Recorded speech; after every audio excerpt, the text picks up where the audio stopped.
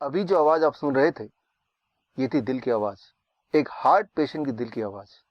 एक ऐसा पेशेंट जो 10 सालों से हाइपरटेंशन की गोलियों पे है, 20 सालों से डायबिटीज की दवाइयों पे है और कुछ समय से इंसुलिन पे। ऐसे पेशेंट की हार्ट की आवाज, heart sound, you can call it abnormal heart sound. अब नॉर्मल हार्ट साउंड क्या होता है, एबनॉर्मल हार्ट साउंड क्या होता है, दोनों के बीच का फर्क क्या होता है? दोनों के बीच का फर्क अगर आपको पता चल जाए तो आपको क्लू मिल जाएगा how to come out of heart disease, how to come out of hypertension और हाउ टू क्योर डायबिटीज। ये समझने के लिए आपको नॉर्मल हार्ट साउंड को एक बार समझना होगा। नॉर्मल हार्ट साउंड आपको सुनाने के लिए मैं यूज करूंगा, ये है डिजिटल स्टेथोस्कोप। और यानी कि ये स्टेथोस्कोप के थ्रू मैं इस स्टेथोस्कोप को डिजिटली ब्लूटूथ के माध्यम से लैपटॉप से कनेक्ट कर रहा हूँ। और यानी कि इसमें जो आवाज आएगी वो आपको भी इस वक्त साथ ही साथ सुनाई देगी। मेरे दिल की धड़कन।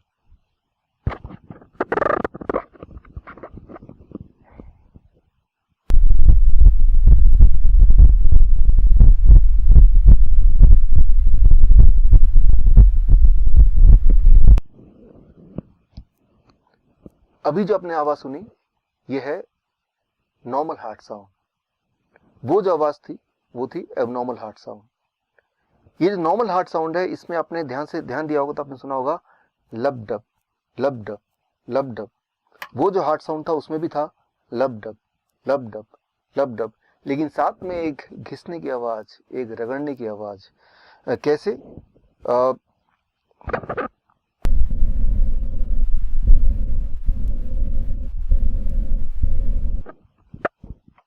ये जो आपने आवाज सुनी रगड़ने की, घिसने की, वो जो आवाज है, वो आवाज अगर आप एलिमिनेट कर पाए, उसको अगर आप एडिट कर पाए तो हार्ट डिजीज खत्म हो सकता है, हाई ब्लड प्रेशर खत्म हो सकता है, डायबिटीज से छुटकारा पा सकते हैं। लेकिन ये कैसे करें, उसको समझने के लिए आपको एक सवाल का जवाब अंडरस्टैंड करना होगा। सवाल ये लब डब की आवाज आती कैसे है, ये आती कहां से है? एक्चुअली हमारे बॉडी में वॉल्व्स हैं, वो वॉल्व जब खुलते बंद होते हैं तो उसकी आवाज है। एक सवाल मेरा आपसे, हमारे बॉडी में कितने वॉल्व्स हैं? अगर आप किसी भी डॉक्टर से पूछेंगे तो बोलेंगे 4 वॉल्व्स। हाँ, 4 वॉल्व हार्ट में है, लेकिन पूरे बॉडी में कितने हैं? A 4 valves, B less than 100 valves, C less than 200 valves, D more than 250 valves. The right answer is, आपको जान के हैरानी होगी कि हमारे पूरे बॉडी में करीब 250 से भी ज्यादा वॉल्व्स हैं, including the 4 valves in the heart. और वो सारे वॉल्व्स बिखरे हुए हैं, अलग जगह फिट हैं हमारे ब्लड वेसल्स में। हमारे ब्लड वेसल पाइप की तरह है, कुछ हैं जो बहुत बड़े अबाउट 2 सेंटीमीटर, कुछ है जो बहुत ही छोटे। लेकिन सारे ब्लड वेसल को एक के बाद एक लगा दें तो करीब 1 लाख किलोमीटर, यानी कि पृथ्वी का 2.5 चक्कर के बराबर। और उन ब्लड वेसल के बीच में अलग अलग जगह पे फिट हैं वॉल्व्स। वो वॉल्व्स की मैकेनिज्म अगर आप अंडरस्टैंड कर लें तो बात सामने थोड़ी क्लियर हो जाएगी। उसको अंडरस्टैंड करने के लिए आप मेरे इस एक्सपेरिमेंट पे गौर कीजिए। एक छोटा सा एक्सपेरिमेंट मैं आपको करके दिखाता हूं, so that you understand what is valve and you understand the solution, how you can get cured of hypertension, of diabetes, of heart disease within few days.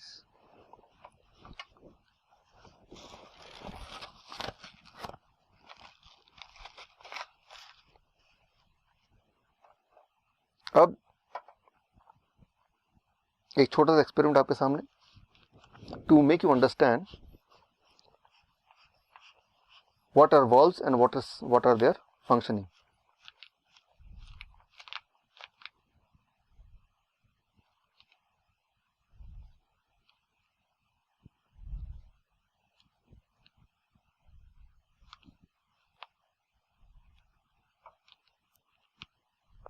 अब आप ध्यान देखेंगे तो आप देखेंगे यहाँ पे ये है ब्लड वेसल, और इसी तरह से पूरे बॉडी में ब्लड वेसल फैले हुए हैं।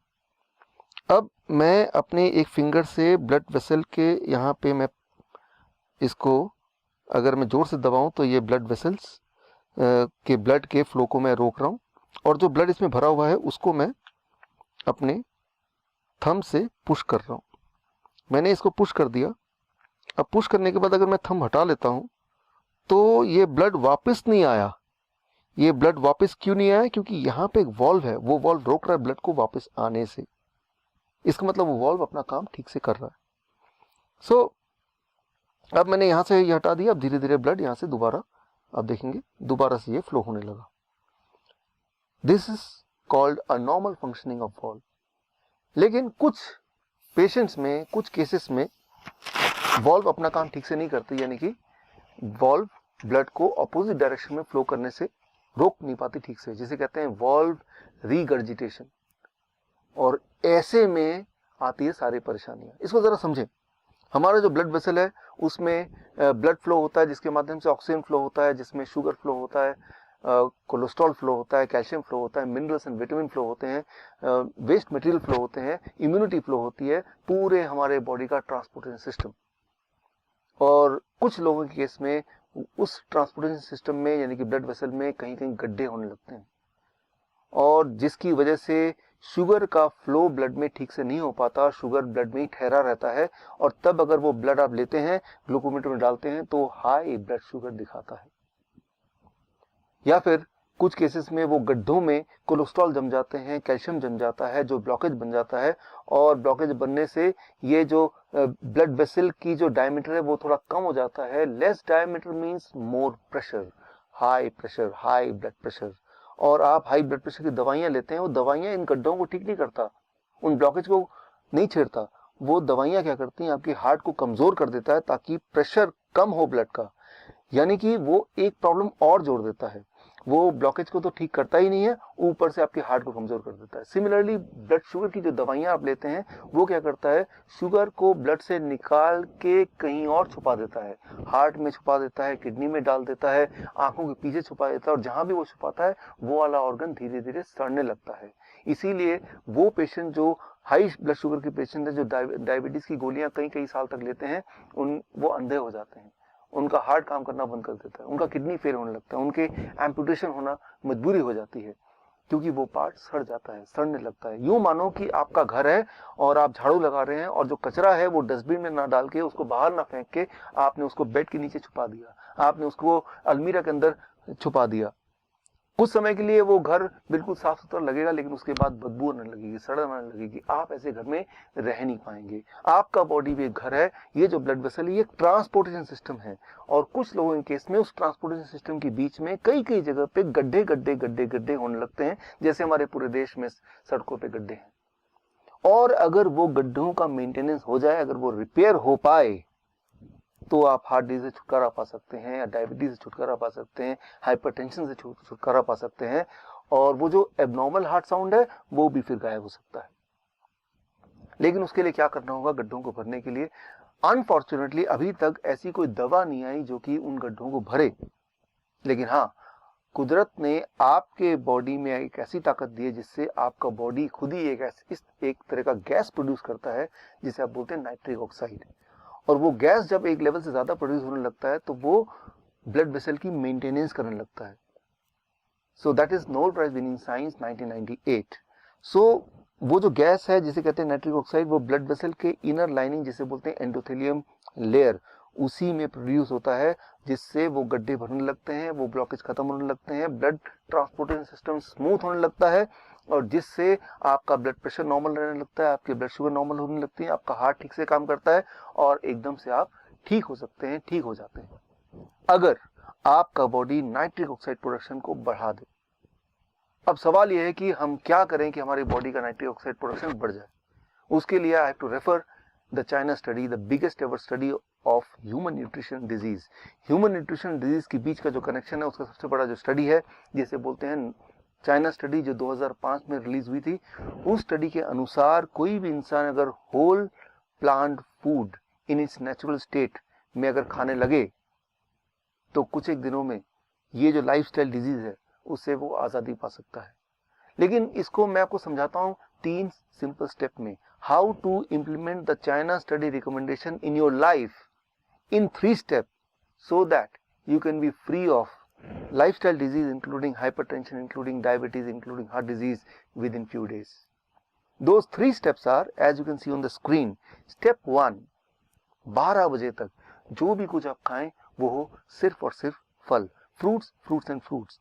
कोई भी 3-4 तरह के फल, वो मीठा हो, खट्टा हो, कैसा भी फल, वो केला हो सकता है, आम हो सकता है, चीकू हो सकता है, अमरूद हो सकता है, जो भी फल आपको पसंद हो, 3 से 4 तरह का फल जो अवेलेबल हो लें और वो एज ए ब्रेकफास्ट खाएं। कितनी quantity? It depends on your body weight. Let's say my body weight is 70 kg into 10, 700 grams or more of 4 kind of fruits, 3 to 4 kinds of fruits of your choice। एक बार में खाएं, 2 बार में खाएं, 4 बार में खाएं, 12 बजे तक आपको खाना है सिर्फ और सिर्फ फल, फल और फल। जितना ज्यादा खाएंगे उतना अच्छा रहेगा, राइट? नो रोटी, नो चपाती, नो चाय, नो ब्रेड, नो बिस्किट, सिर्फ और सिर्फ फल, फल और फल, भरपूर खाना है। अब लंच, जब भी आप लंच में बैठे 2 प्लेट लेके बैठे, प्लेट 1 एंड प्लेट 2। प्लेट 1 में 4 तरह के ऐसे वेजिटेबल जो आप कच्चा खा सकते हैं, खा सकें, जैसे टमाटर, मूली, गाजर, ककड़ी, सो ये इस तरह के, या खीरा, इस तरह के सब्जियां आप लें, 4 जो कच्चा खा सकें, और जो कच्चा नहीं खा पा रहे हैं क्योंकि उनके दांत कमजोर हैं तो वो थोड़ा स्टीम कर सकते हैं। कच्चा ज्यादा फायदेमंद है, लेकिन अगर नहीं खा पा रहे हैं किसी वजह से तो थोड़ा स्टीम कर सकते हैं। 3 से 4 तरह की ऐसी सब्जी जो कच्चा खा सकें या स्टीम करके खा सकें वो लें। और कितना खाना है, it depends on your body weight.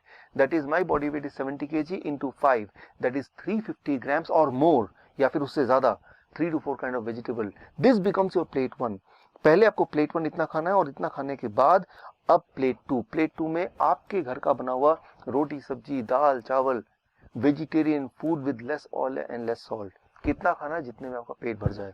आपको लग रहा होगा कि इतना सारा प्लेट 1 यानी कि रॉ वेजिटेबल खाने के बाद क्या मैं प्लेट 2 खा पाऊंगा? पहले 2-3 दिन में शायद नहीं खा पाएंगे, लेकिन उसके बाद आप नोटिस करेंगे कि जितना ज्यादा प्लेट 1 खाएंगे उतना आपका एपिटाइट बढ़ेगा, उतना आपका हंगर बढ़ेगा, उतना ज्यादा आप प्लेट 2 भी खा पाएंगे। यानी कि आपकी जो बॉडी की मेटाबॉलिज्म है वो रेट बढ़ जाएगी, आपके जो खाने की कैपेसिटी वो बढ़ जाएगी, और आपका जो एनर्जी लेवल है वो भी बढ़ जाएगा। सो मैं आपको कोई चीज मिस नहीं करने बोल रहा हूँ, मैं सिर्फ ये बोल रहा हूँ कि आपके एक्चुअल लंच से पहले प्लेट 1 यानी कि रॉ वेजिटेबल, वो भी एक पर्टिकुलर मात्रा या उससे ज्यादा, अकॉर्डिंग टू द फॉर्मूला, जैसे मैंने बताया, आपका बॉडी वेट इंटू 5। ये है आपका लंच। डिनर का सिर्फ 2 रूल हैं। पहला रूल कि डिनर हमेशा 7 बजे से पहले फिनिश करने की कोशिश कीजिए, और दूसरा रूल, डिनर में भी आपको वही करना है जो मैंने आपको लंच में बताया, वो है plate 1 end plate 2। Plate 1, 3 to 4 kind of vegetable in raw form, about your body weight into 5, that many grams, and then you can eat vegetarian meal with less salt and less oil as much as you want, right? So ये तीनों step, breakfast, lunch and dinner, right? So ये तीनों main meal जो step 1 है breakfast, step 2 lunch and dinner में आपको ये करना है। अब final step, that is step 3, क्या नहीं करना है? सिर्फ 2 ही चीज मैं छोड़ने बोलता हूँ। एक है नो एनिमल फूड। कोई भी ऐसा फूड जो एनिमल से आता हो उसको आपको नहीं लेना है, जैसे दूध, दही, मक्खन या लस्सी या अंडा या चिकन या फिश, इनको आपको नहीं लेना है, बिल्कुल 0 कर देना है। एंड नंबर 2, कोई भी ऐसा चीज जो पैक्ड फॉर्म में हो या रिफाइंड फॉर्म में हो या डब्बे में हो, जैसे बिस्किट या ब्रेड या रस्क या नमकीन, इन चीजों को आपको नहीं लेना है। ये सिर्फ 2 चीज छोड़नी है। और हाँ, एक चीज और जोड़ लीजिए, रोज अपने बॉडी को करीब 40 मिनट सनशाइन दिखाई, 30 से 40 minute you expose your body to sunshine. That becomes your step 3।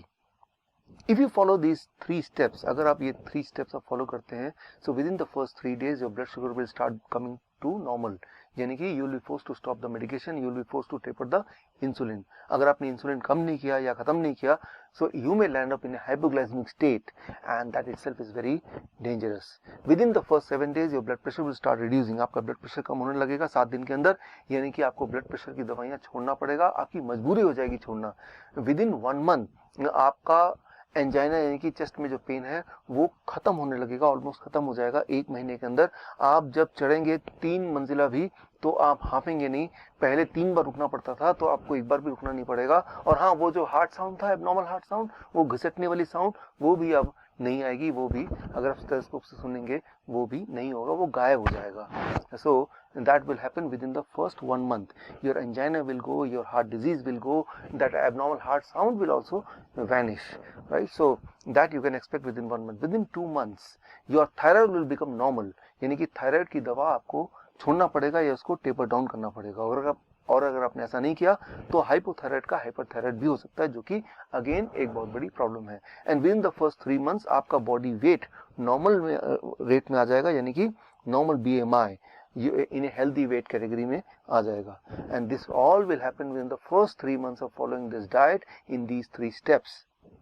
कई बार मेरे पास पेशेंट आते हैं, वो बोलते हैं डॉक्टर साहब मैंने आपकी रिकमेंडेशन को फॉलो किया और 3 महीने के अंदर मेरा ब्लड शुगर, मेरा ब्लड प्रेशर, मेरी हार्ट डिजीज, बॉडी वेट हर एक में फायदा हो गया, अब मुझे इस डाइट पे कब तक रहना है। मैं उनको एक ही उदाहरण देता हूँ, और वो उदाहरण ये कि मान लो कोई आदमी आपके पास आता है पूरी तरह से कीचड़ से लथपथ, आपको बोलता है कि मुझे साफ होना है, मुझे क्या करना है। आप बोलेंगे जाइए जाके नहा लीजिए। वो नहा के साफ सुथरा क्या आता है, बोलता है कि मुझे कब तक नहाना है। अरे भाई, जब तक आपको साफ रहना है, यानी कि जीवन में हर दिन। सिमिलरली आपका जो ब्लड वेसल है वो रोज ही टॉक्सिन उसमें भर जाते हैं, जम जाते हैं, और रोज ही उसकी मेंटेनेंस होने की आवश्यकता होती है। यानी कि रोज ही आपके बॉडी में नाइट्रिक ऑक्साइड का एनफ मात्रा में प्रोडक्शन होना बहुत आवश्यक है, और वो तभी हो सकता है जब ये डाइट आप लगभग रोज फॉलो करें। हाँ, एक छूट मैं आपको दे सकता हूँ, दैट इज चीटिंग डाइट। हफ्ते में एक दिन आप कभी पार्टी में जाते हैं, कभी पिकनिक में जाते हैं, कभी कोई बर्थडे एक्सेट्रा में जाते हैं, तो एक दिन के लिए you can enjoy the flexibility, you can ignore these rules and you can eat whatever luxury food you want to eat। लेकिन वो सिर्फ हफ्ते में एक दिन, वो अभी नहीं, आज से 3 महीने तक ये डाइट फॉलो करने के बाद जब पूरी तरह से आप बीमारी से आज़ाद हो जाएंगे, दवाइयों से आज़ादी मिल जाएगी, तब हफ्ते में एक बार you can go for a cheating diet.